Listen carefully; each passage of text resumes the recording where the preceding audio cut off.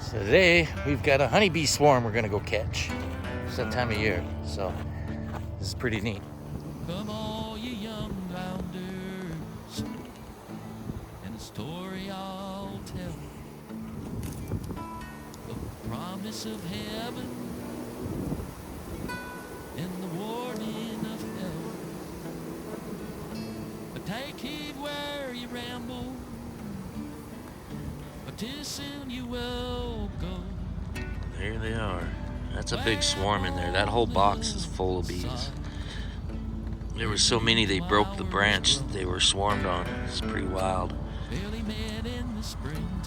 Can't even see, but there's a hole down in there. They pretty much got the whole thing covered up. So they're gonna be making some honeycomb here pretty quick. They got an early start this year. I tell you, first half of May, that's good for catching a swarm. The earlier in the year, the better. And we have had one hell of a mild winter. So hopefully we get a little bit of moisture and keep a nectar flow going, because if not, we're gonna have to be feeding a lot of sugar to these girls. Where's the brain?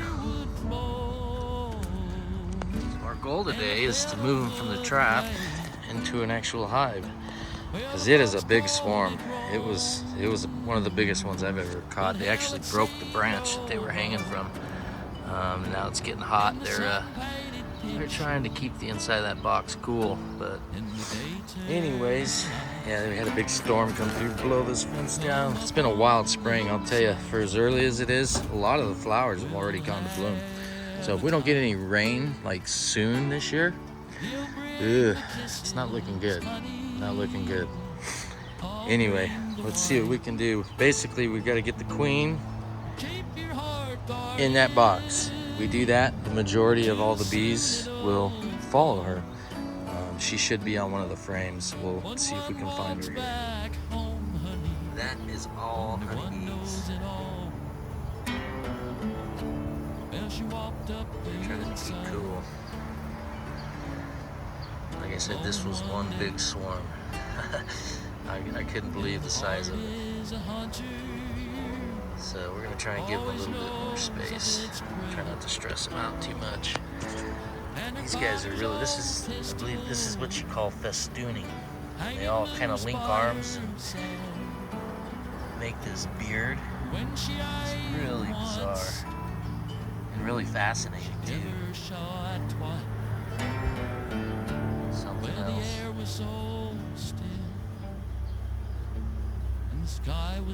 Wow. Alright, that worked out just fine.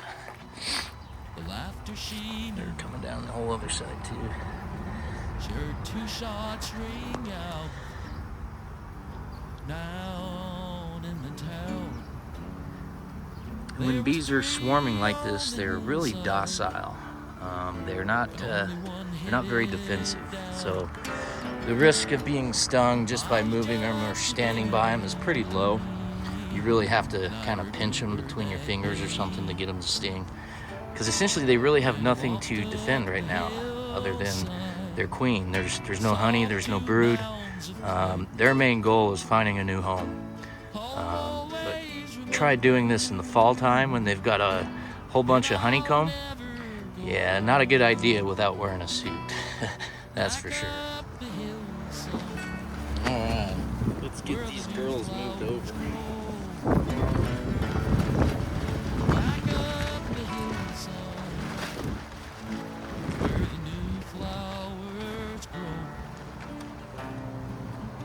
Generally, I wouldn't suit up working with a swarm, but it's so windy today that the bees trying to come back, they just kind of bomb down on you, and yeah, that's heavy.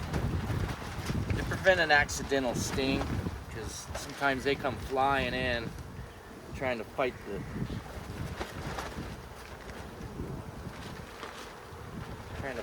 wind.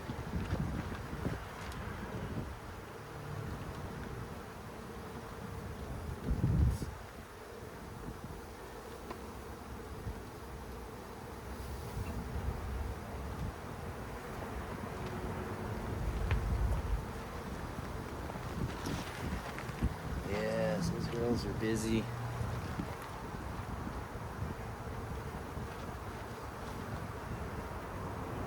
Did not take them long. You can see this has not even been 24 hours. And that's new wax. That's new honeycomb they built in the last probably 18 hours. Kind of give you a sense of how fast they draw it out.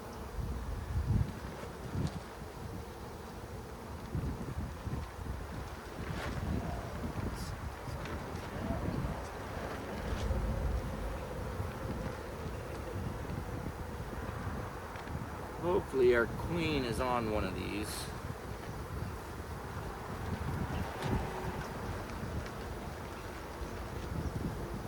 You want to be very careful when you're dealing with your frames out like this.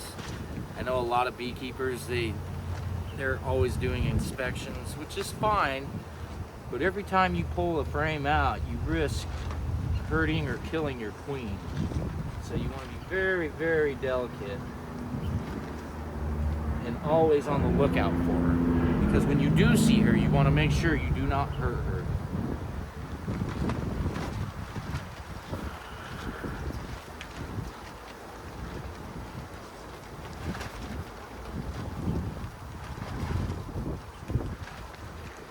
Yeah, they're already starting to make wax.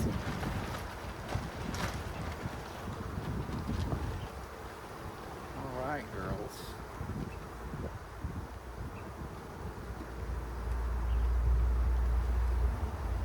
It's actually not as bad as I thought. Earlier, right before I started this, the wind was really kicking it. And they were just bombing everywhere.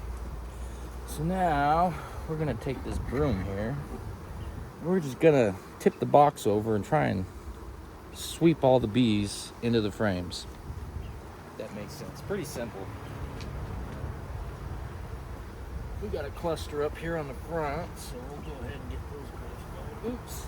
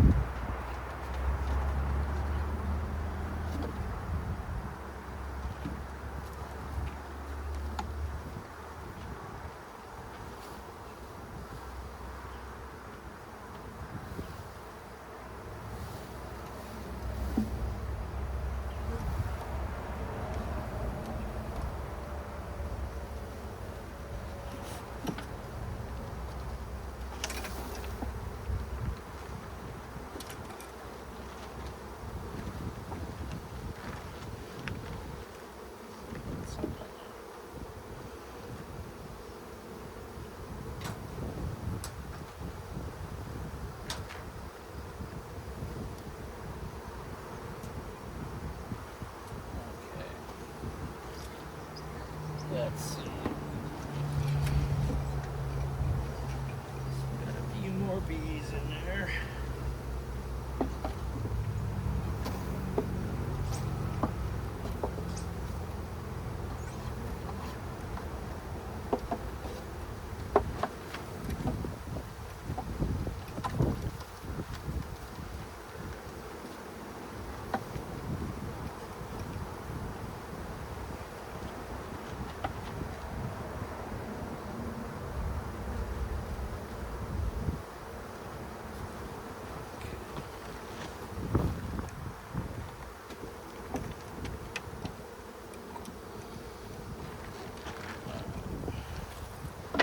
We can lose these things.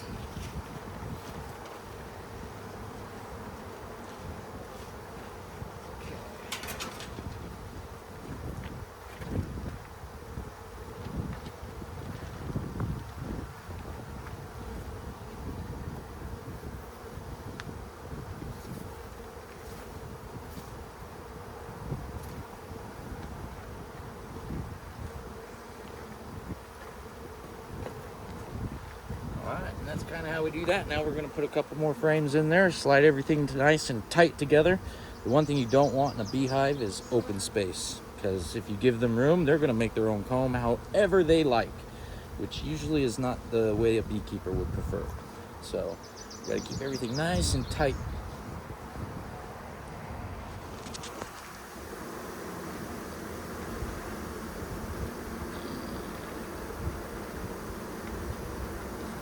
Just try and gently, if you give them a little bit of time, they'll move out of the way. Try not to smash them. I mean, you're always going to end up smashing some. You can never not. But if you're careful, you can reduce the number. Alright. Give us an entrance reducer. There's what we have left. They'll make their way in. Just kind of fan and air conditioning right now. Pretty cool. This was a healthy swarm. This was a good one. Early too. Early. And upon inspection, I didn't see very many. I haven't seen any mites, and I know they're really hard to find, but I've been looking. What's easier to see than the mites themselves is the deformed wings. If you see the bees that have wings that are all withered and wilted and look like they're like melted, that's an indication that you have a varroa mite problem. That comes from the varroa mite. And these girls look pretty healthy. I don't see anything that's out of the norm. Very docile. And that brings me to the topic of killer bees, because this is the earliest spring that we've had here in Colorado that I can ever remember. Ever. Alright. Now that the wind's died down and everybody can get back home, you can really see the size of this hive. Shit, there's quite a bit more than this too. It's impressive. So we got a homemade lid. This is just temporary. It'll work for right now.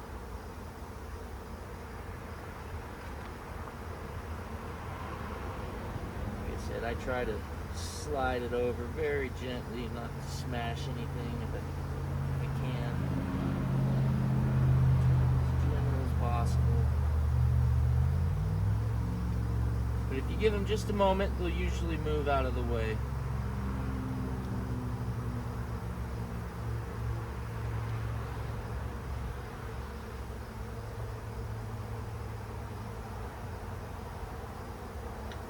They're clustering up on that end, so I'm gonna have to give them a minute or two to move out.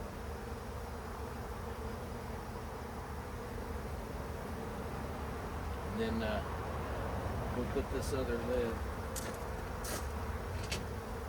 on top. This is just the inner cover, I guess is what you would call it.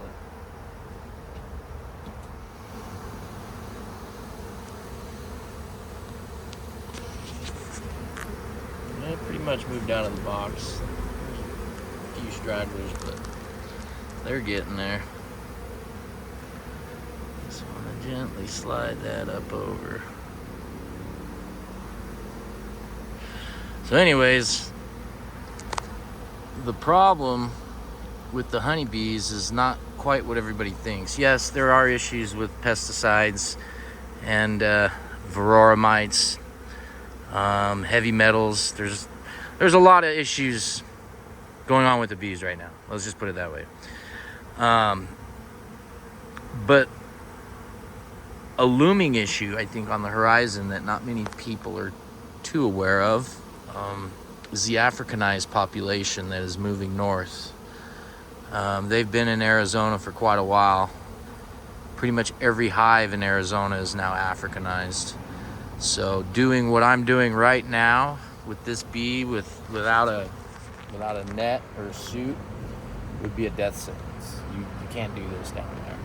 So this is something that we want to prevent from happening, right? Killer bees, they get that name for a reason. They kill. The problem is they're acclimated to warmer temperatures. Now, you can call it climate change, global warming, whatever. Regardless of the cause, the mere fact is our winters are becoming milder, temperatures are becoming warmer. And African colonies Africanized colonies are moving further north. And as they do, they breed with the wild European honeybees. And the problem with that is the African gene is dominant. And so when an African drone hooks up with a European queen, all of her offspring are Africanized. They carry the aggressive traits of Africanized bees. And so it basically wipes out the native genetics and replaces them with a much more aggressive bee, which, I mean, it doesn't mean that they don't work hard. They do. In fact, Africanized bees make more honey. I think if you were looking at it from that aspect, you would prefer an Africanized honey. The problem is they're so dangerous. They'll kill horses, they'll kill cows, they'll kill, I mean, anything. They're just so aggressive, and we don't want that. That's not worth the little bit of extra honey that they make. You know what I mean? So, I don't know. If we have another spring next year like this one, I mean, because it was warm. We had almost no snow this winter. It was really horrible. If that happens 2-3 more years,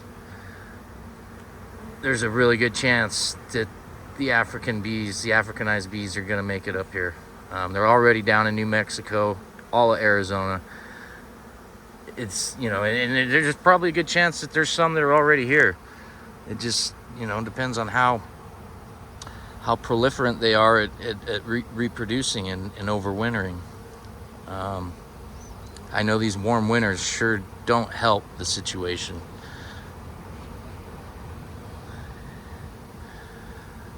So, anyway, this looks like it's gonna be a success. We picked these guys up yesterday in the trap, and we just about got the lid on. We saw the queen this morning, so she looked all nice and healthy.